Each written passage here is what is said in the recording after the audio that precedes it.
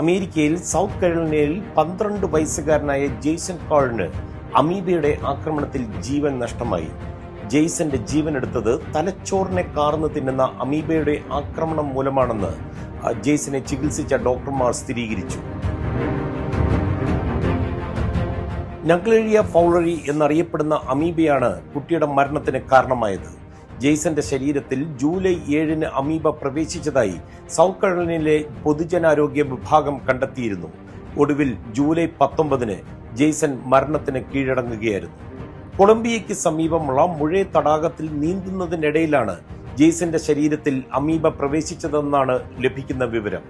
2016 ശേഷം സംസ്ഥാനത്ത് അറിയപ്പെടുന്ന ആദ്യത്തെ കേസാണിതെന്ന് ആരോഗ്യവകുപ്പ് അറിയിച്ചിട്ടുണ്ട്.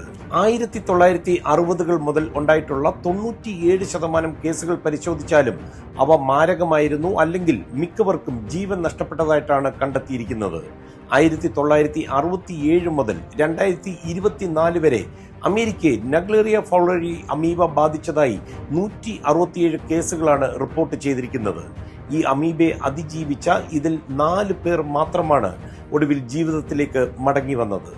തടാകങ്ങളിലും നദികളിലും സാധാരണ കാണപ്പെടുന്ന നഗ്ലേറിയ ഫൗളറി അമീബ മനുഷ്യ ശരീരത്തിൽ പ്രവേശിക്കുന്നത് അപൂർവമാണ്. ശുദ്ധജലത്തിലേക്ക് ചാടുകയോ മുങ്ങുകയോ ചെയ്യുമ്പോഴോ ചൂട് നീരുറവകളിൽ തല വെള്ളത്തിന് മുകളിൽ വെക്കുമ്പോഴോ അപകട സാധ്യത കുറയുന്നതിന് മൂക്ക് അടച്ചു പിടിക്കുകയോ അല്ലെങ്കിൽ മൂക്കിൽ ഒരു ക്ലിപ്പ് ധരിച്ചിരിക്കുകയോ ചെയ്യണമെന്നാണ് ഈ രോഗനിയന്ത്രണ പ്രതിരോധ കേന്ദ്രങ്ങൾ ഈ ഒരു അമീബയെ പ്രതിരോധിക്കുവാൻ വേണ്ടി നിർദ്ദേശിക്കുന്നത്.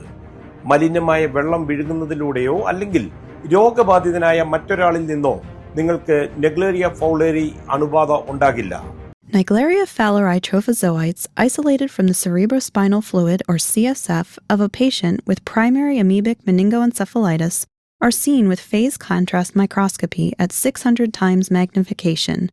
The amoebae are seen moving in a sinuous fashion at about 10 times their normal speed.